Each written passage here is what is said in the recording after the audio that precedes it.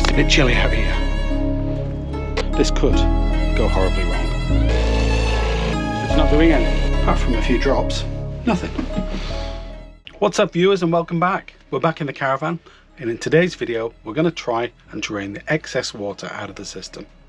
One thing to let you know is I've never done this before. In 10 years of caravanning, we always drain the system as we leave the pitch. Open the drain taps, open the taps, shower, basin, sink into the center position so both the hot and the cold water can drain. We've never done anything more than that and never had any problems. So you've got to ask yourself, why try and drain it further? Now in the winter time, of course, there is residual water in there and it is possible that it'll freeze. However, because the taps are open, there's space for the water to expand and contract. So theoretically, it shouldn't burst the pipe. Now, we've never had a problem, and hopefully it never happens in the future. However, one thing that I've seen some YouTube videos, is where people have removed litres of water that are in the system. And it got me thinking, my main focus isn't about freezing the pipes, it's about that residual water going mouldy and becoming a bit nasty and therefore affecting the pipes. Now, of course, we always use PuraClean at the beginning of the season and we'll continue to do that. But I think the PuraClean will have a better chance of getting the pipe super clean if there isn't residual water leaving nastiness behind. You could go out and buy one of these devices, just like this, a flow connector. Now, I did buy one of these about 10 years ago, and here's a short story, really short. Bought the item, connected it up, got the compressor on, and nothing. Wouldn't pressurize whatsoever. Couldn't figure it out. Phoned the technical helpline. They couldn't figure out what's wrong. Explained that it's just a simple piece of pipe. You're just pressurizing the system. Eventually, I gave up. It went into my toolbox or box of caravan stuff and never to be seen again. Until about a year later, it suddenly occurred to me, I don't think I closed the drain valve. So all I was doing is pumping air in through the inlet at the side of the caravan, straight out of the drain valve. So it's never going to work. We all make mistakes. Okay, are you ready? Let's jump in. So what we're going to do today is use this that I've created using an old pump connector. The pump connector didn't have any pipe on it, so I've used a small section of 10mm pipe with a valve on the end, just off a bicycle inner tube. Nothing more complex than that. So this will enable us to connect the tire compressor to here. This end goes to the caravan, and then that'll enable us to pressurize the system, remembering to close that drain valve this time. Pressurize the system, and then in theory blow out any residual water in the pipes, if it works. One thing that did spring to mind is I was explaining to Karen this morning that I need to take my Heath Robinson device with me, and she looked puzzled. She looked puzzled at me. Heath who? Heath Robinson. Everybody knows that term, don't they? Well, it turns out not everybody does. Now, I didn't expect the kids to know what it meant, but I expected Karen to know. So I had to Google who Heath Robinson was, what he did, and explain, and so yeah, I lost them within about 10 seconds. Anyway, let's get on with it. So first thing we're going to do is connect this with the compressor, not turned on. Then we're going to close all the taps and the drain tap. Then we're going to turn the compressor on and then slowly release the taps sequentially, one by one, starting with the cold and then moving on to the hot. And in theory, we should hopefully get some excess water out of the system. Okay, here we go with the first step. Close all the taps, starting in the kitchen. Then onto the bathroom. Finally, the shower. Next step, close the drain valve. The thing that I forgot last time. It's easy to get to. It's under the front seats. Right here. Let's plug the Heath Robinson contraption into the side of the caravan.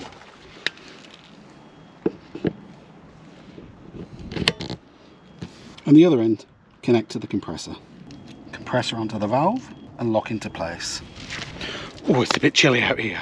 I've got the compressor plugged into the car because the cable with my tyre compressor doesn't reach to the other side where the socket is in the caravan. It's just not long enough. So this should do the trick. I'm going to turn it on. Let's see what happens. This could go horribly wrong. I've set the pressure to 15 psi, and that's based on what I've seen other people do, and also the instructions for the flow drain down kit also recommend 15 psi. So I'm going to go with that. It's not doing anything. We were leaking air where the valve connects to the pipe, so I've just moved the Jubilee clip a little bit and tightened it up. Take two. So the quick answer is, I've been struggling to get it to pressurise. I've got two compressors. One's digital, so I can set it to 15 psi and it'll stop. The other one's analog, which I've got to turn on, turn off. The analog one seems to be working. The digital one, not so much. So it could be that I've got a compressor problem. But I've pressurised. I'm going to try and see if I can get something out of the tap. I'm not convinced this is going to work. More to do with Heath and his Robinson rather than the principle. Let's have a look. So we're going to try the cold water tap first. See if we've got any pressure whatsoever. Oh, we have. That is a surprise. I didn't think that was going to work. Because we're on the analog compressor, I'm going to have to go and turn it back on again. Pressurise, come back in. Let's give it another go. Approximately 15 psi. Although I'm not convinced how accurate this is. It's working better than the digital one, so let's go and give it another go. Try again, kitchen tap. That's probably it. Let's move to the bathroom. Brr, it's so cold. Bathroom basin. Let's see how we get on. Switch over to cold. Forgot my jug.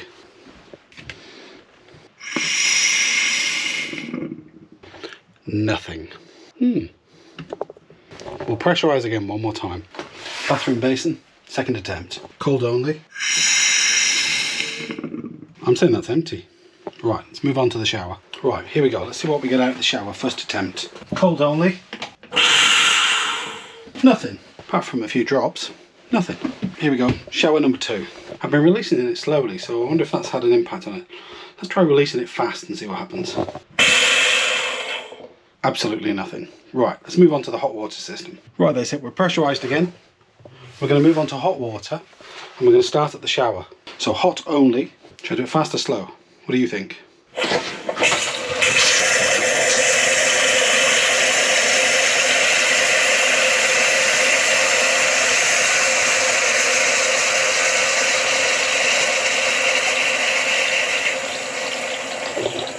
It's quite a bit come out of there, but you would expect that because of the hot water tank. We'll give the shower another go. Remember to close the tap. Here we go. Shower, second attempt. Hot water only.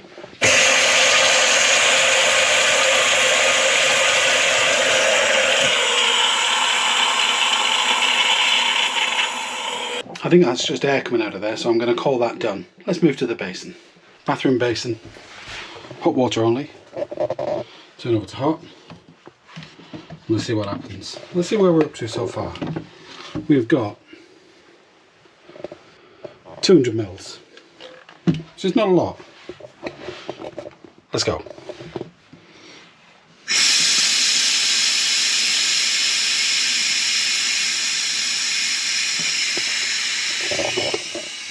Nothing, just a lot of cold air. Right then, shower's done, basin's done, kitchen sink, hot water. Let's see what happens. Hot.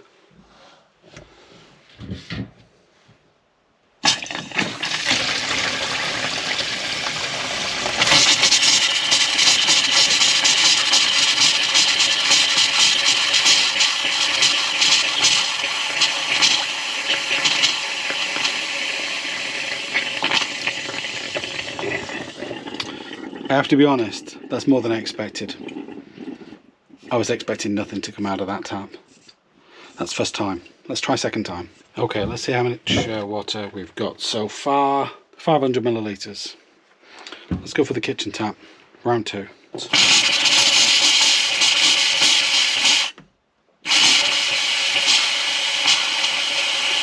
You can hear it gargling, so there's definitely some water in there. Maybe that stuff's impossible to get out. Should we try and pressurise it one more time?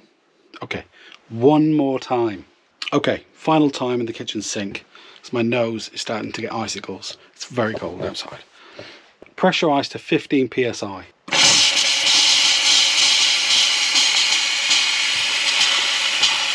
I think that's it. Now after you've done this, don't forget, go and open all the taps again in the centre position so that they're venting hot and cold. All 3, if you have 3. Centre position, open. Centre position, open. And it drains the hot and the cold. Not drains, then it vents the hot and the cold. Caravan's in storage. Don't forget to turn all the lights off. including the drain valve. Don't forget to reopen it. Up is open. That's how I remember it. Forget down, up, open. Okay, I'm super cold, so I'm gonna pack up here, move to the car and give you my conclusion. But let's just look at the water. 500 millilitres or half a litre has come out. Looks quite clear. No black bits or anything like that.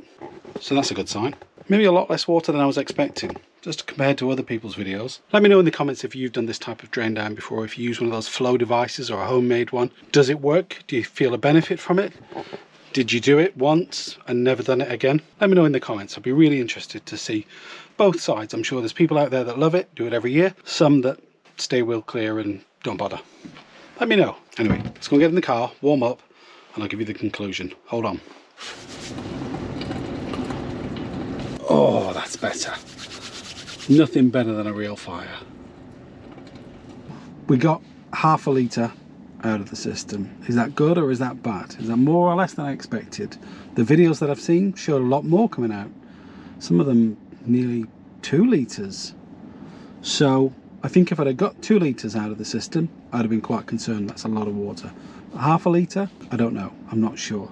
My conclusion is, would I go out and buy £40 to £50 device that would do that job? I think the answer is no. I don't think I would. Given that for 10 years, I've never drained to that level before. I just do the standard drain, open the drain tap, open the taps to the center position when you leave sight, and the whole system just drains itself, partly gravity and partly motion whilst towing the caravan. And I've never had a problem. That's the first thing. The second thing is 50 quid for an item that gets a bit more residual water out. What are the risks? So the risks of freezing, are quite minimal, given that as long as you leave the taps open and the drain tap open, it's unlikely that any damage will be caused by freezing. So of course the damage happens when the water expands, when it freezes, and it has nowhere to go, and then the pipe splits, and then as soon as the water thaws, then the water goes everywhere.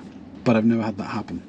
And I don't think it's very common, as long as all your taps and drain tap are open. The other issue is the pipes getting contaminated with that water. Of course, that could happen, but every year I use PuraClean and that does a really good job of it. So I don't think that'll be a major problem. Plus, you could hear that gargling, which indicates there's still some water in the system. So if there's still some water in the system, does it matter that I got half a litre out? I don't know. Let me know in the comments, what do you think? Is it worthwhile? Would you go out and buy a 50 quid device to do that? I'm not sure. I'll tell you what my advice is. If you've already bought one for 40 to 50 pounds, a flow device, then use it. Get some water out, can't hurt. If you like making stuff and you've got an old pump knocking about, then make one. And you've got a tyre compressor already, then make one and use it. For me, I don't think I'll bother again. I think the faff factor was quite high, and I don't think the reward, the risk balance is up there. But that's just me personally. Now, one thing that did cause me some problems is my tyre compressor. I brought 2 with me. One is an analog one that I've had for many, many years, and the other one is a digital one, which was a bit cheap and nasty. So I'm in the market for a new digital tyre compressor. If you've got any recommendations, let me know in the comments below. It doesn't have to be battery operated. Just the 12 volt standard cigarette lighter connection is fine. But yeah, that's what I need, I think, generally. That was part of the first problem. I couldn't get that item to work properly. It wouldn't get up to pressure at all. I was only getting up to about 5 or 6 psi, and that's as far as it would go. And I think that's partly to do with the connection on the end. That's it for now. I'm getting toasty in the car. Time to go home. And I'll see you on the next one. Thanks for watching.